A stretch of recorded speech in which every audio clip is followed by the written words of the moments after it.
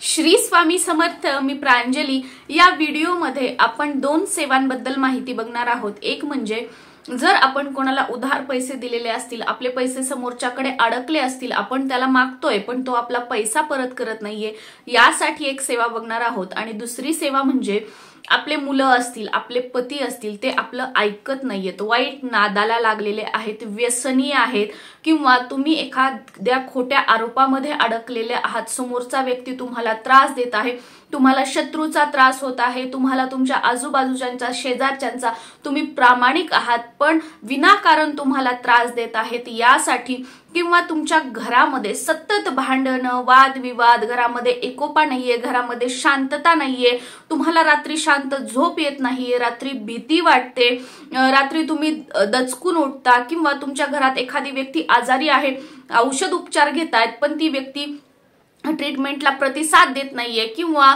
बाहेरील बाधा, वाईट शक्ती, या गोष्टींचा तुम्हाला त्रास आहे की किंवा तुमच्या जागेमध्ये दोष आहे, तुम्हाला वास्तु दोषाचा त्रास आहे, किंवा तुम्हाला असं वाटतं की माझे जवळचे असतील, दूरचे असतील, किंवा कोणीतरी काहीतरी माझ्यावर करत आहे आणि त्याचा त्रास मला होत आहे। अगोदर सगळं व्यवस्थित होतं आणि अचानकच सगळं म्हणजे उलट व्हायला लागलेलं आहे। घरातील सकारात्मक वातावरण हे नकारात्मक वातावरणामध्ये बदलू लागलेलं आहे। अशी जगाच्या पाठीवर कोणतीही समस्या असू द्या, इव्हन तुमचे मिस्टर असतील, तुमचे मुलं असतील, जॉब करतात आणि तिथे त्यांना लोक विनाकारण त्रास देत आहेत, म्हणजे तुम्ही योग्य आहात, तुम्ही प्रामाणिक आहात, पण समोरच्या व्यक्तींचा तुम्हाला त्रास होत आहे, ते कशाही याच्यामध्ये असेल, पण तुम्ही जर योग्य असाल तर, कारण ही सेवा अशी आहे, तुम्ही चुकीच्या गोष्टीसाठी ही सेवा केली तर 1001% तुम्ही समोरच्याचं जे वाईट चिंताय त्याच्या डबल तुमचं वाईट होणार आहे। कारण ज्या देवतेची आपण सेवा बघणार आहोत ती देवता सत्याची देवता आहे, ते सत्याच्या मार्गावर चालणारे देवता आहेत, जो प्रामाणिक व्यक्ती आहे, जो अडचणीमध्ये आहे, ज्या सत्यावर म्हणजे जे आपण म्हणतोय की जे चुकीचं ते पुढे जात आहे आणि सत्य दबल्या जात आहे, तर अशा प्रत्येक वेळेला ही जी देवता आहे ती आपल्या भक्ताला, जो ही सेवा करतो त्याला वाचवत असतो आणि कितीही कठीण मार्ग असू द्या त्या कठीण मार्गातून बाहेर पडण्याचा मार्ग दाखवत असतात। ती देवता म्हणजे कालभैरवनाथ ही देवता, यांची सेवा आपल्याला उद्या श्रावणी सोमवार पासून, आता उद्या जो आहे तो दुसरा श्रावणी सोमवार आहे, पण उद्या तुम्हाला शक्य नाही झालं, तुम्ही तिसऱ्या श्रावणी सोमवार पासून ही सेवा करू शकता, तुम्ही चौथ्या श्रावणी सोमवार पासून ही सेवा करू शकता। ही 40 दिवसांची सेवा आहे, कोणीही करू शकतं, ताई करू शकतात, दादा करू शकतात, मुलं मुली, अगदी कोणीही ही सेवा करू शकतं, लग्न झालेले न झालेले, विधवा स्त्रिया, प्रत्येक जण ही सेवा करू शकतात। ही सेवा करण्याचा जी वेळ आहे ती म्हणजे संध्याकाळी प्रदोष काळ जो असतो त्याच्यानंतरची वेळ आहे। प्रदोष काळ समय म्हणजे दिवे लागणीला आपल्याला ही सेवा करायची आहे। तुम्ही ऑफिस वर्किंग आहात, तुम्हाला दिवसभर वेळ नाहीये, दिवे लागणीला पण तुम्ही घरी येत नाही किंवा तुम्हाला वेळ नाही, पण तुम्हाला ही सेवा करायची आहे, तर तुम्ही अगदी रात्री झोपण्याच्या अगोदर तुमचं आवरल्यानंतर स्वच्छ वगैरे होऊन ही सेवा केली तरीही चालेल, याचे रिझल्ट तुम्हाला खूप छान बघायला मिळतील। आणि आपल्या घरासाठी पण आपल्याला ही सेवा करायची आहे, तर संध्याकाळची दिवे लागणीची वेळ, देवाजवळ दिवा लावायचा आणि ही सेवा करायची।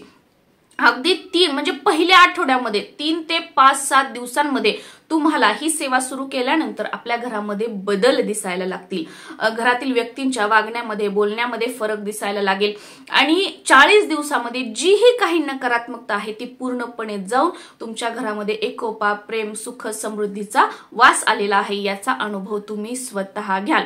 पण श्रद्धा, विश्वास महत्वाचा। ही सेवा करताना पिरियड्स आले 5 दिवस सेवा करायची नाही, जिथे स्टॉप झालं होतं तिथून पुढे पिरियड संपल्यानंतर सेवा चालू करायची, सुतक आलं स्टॉप करायची, सुतक संपल्यानंतर जिथे स्टॉप झालं होतं तिथून पुढे आपल्याला सुरू करायची आहे।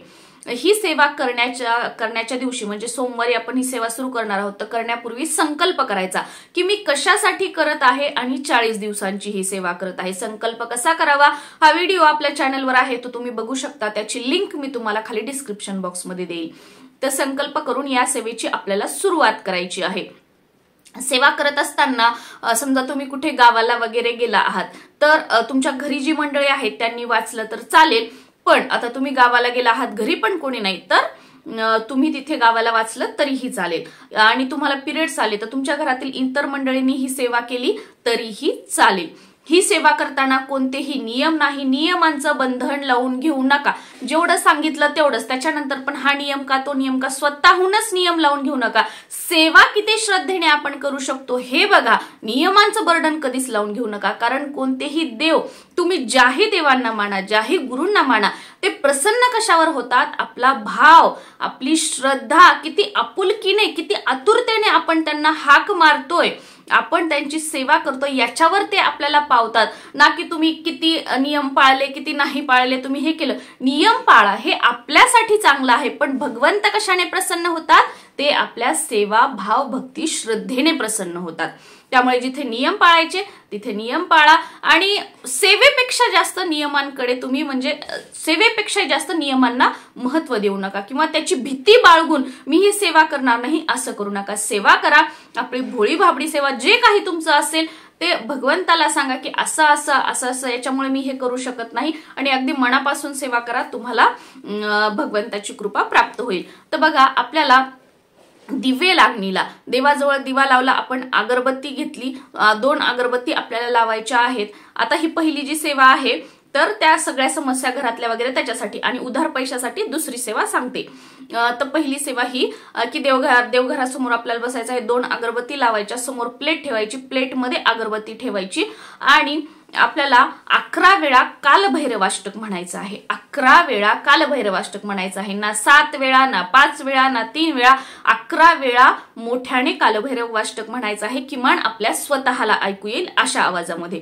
11 वेळा कालभैरवाष्टक म्हणून झाल्यानंतर ती जी उदी आहे, तो जो अंगारा आहे प्लेटमध्ये पडलेला, तो आपल्याला काय करायचा, आपल्या घरामध्ये चहू बाजूंना फुंकीर मारायचा आहे। घरात जी आजारी व्यक्ती आहे, जी बाधित व्यक्ती आहे, तिच्या कपाळी लावायचं आहे, तिचा जे बेड वगैरे आहे तिथे फुंकर मारायचा आहे। ही सेवा आपल्याला करायची आहे। रोज 40 दिवस दिवे लागणीच्या वेळेला हे करायचं। आता दुसरं, अडकलेले जे पैसे आहेत त्याच्यासाठी काय करायचं आहे, आपल्याला 3 मोरपीस घ्यायचे आहेत, दांडी सहित, त्याची दांडी त्याच्यासहित मोरपीस घ्यायचे। आपल्या हॉलची असेल, बेडरूमची असेल, किचनची असेल, कुठली जी दक्षिण भिंत आहे, दक्षिण भिंतीवर एक सरळ मोरपीस, एक असा क्रॉस, एक असा क्रॉस, म्हणजे त्रिशूळ सारखा 3 असे मोरपीस आपल्याला चिकटवायचे आहेत, चिकटपट्टीने चिकटवायचे। रोज त्याला धूपदीप अगरबत्ती आपल्याला दाखवायची आहे आणि तिथे बसून सोमवारच्या दिवशी संकल्प करायचा की कोणाकडे तुमचे पैसे अडकलेले आहेत, तो का देत नाही, काय नाही, जे सगळं आहे तुमचं ते तुम्ही बोलून दाखवायचं आणि ते इंटेन्शन आपल्या मनामध्ये ठेवून आपण त्या मोरपिसाकडे तोंड करून बसायचं, आसन घेऊन बसायचं आणि 11 वेळा आपल्याला कालभैरवाष्टक म्हणायचं आहे। त्यानंतर आपल्याला वेदोक्त वल्गा सूक्त म्हणायचं आहे। तुम्ही 1 वेळा म्हणू शकता, तुम्हाला जर शक्य झालं तर 11 वेळा सुद्धा म्हणू शकता आणि त्यानंतर आपल्याला 11 माळी, 1 माळ म्हणजे 108 वेळा, असं 11 माळी श्री स्वामी समर्थ या मंत्राचा जप करायचा आहे। ही सेवा आहे आपले जे पैसे अडकलेले आहेत, उधार पैसे आहेत त्याच्यासाठी। ही सेवा केल्यानंतर परत कालभैरव नाथांना प्रार्थना करायची की या व्यक्तीला सद्बुद्धी द्या की त्याने स्वतःहून माझे जे पैसे आहेत ते मला परत करावेत। ही पण सेवा सोमवारपासून सुरू करून 40 दिवस करायची आहे। 40 दिवसामध्ये नक्की त्या समोरच्या व्यक्तीला सद्बुद्धी प्राप्त होईल आणि तो तुमचे स्वतःहून पैसे देईल। तर साध्या आणि सोप्या अशा या 2 सेवा आहेत ज्याने जीही काही आपल्या घरातील इडापिडा आहे ती दूर होईल आणि आपल्या घरामध्ये सुख, समृद्धी, एकोपा, शांतता, सकारात्मक वातावरण निर्माण होईल। दोन्ही अगदी साध्या आणि सोप्या सेवा आहेत। पहिली फक्त अगरबत्ती लावून सेवा करायची, त्याच्यानंतर तो जो अंगार आहे तो आपल्या घरात फुंकारायचा आहे। सगळेजण डोक्याला टीका लावू देत असतील तर सगळ्यांच्या डोक्याला तो टीका सुद्धा लावायचा आहे। या पद्धतीने साधी सोपी ही सेवा आहे। श्री स्वामी समर्थ।